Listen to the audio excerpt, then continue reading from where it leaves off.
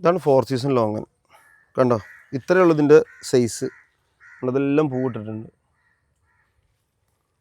പിന്നെ 4 സീസണിൻ്റെ തൈകളുണ്ട്. ഇതൊന്നല്ല കേട്ടോ, തൈകൾ വേറെ ഉണ്ട്. ഇത് ഇവിടെ കണ്ടു കഴിഞ്ഞാൽ ഒന്നും ഇല്ലാത്ത പോലെ തോന്നും. അപ്പോൾ 4 സീസണിൻ്റെ തൈകളൊക്കെ നമ്മൾ ചെറുത് 600 രൂപക്കാണ് കൊടുക്കുന്നത്. 600 രൂപ മുതലുള്ള വൈറ്റ് 600, ഇത് 600, 4 സീസൺ 600.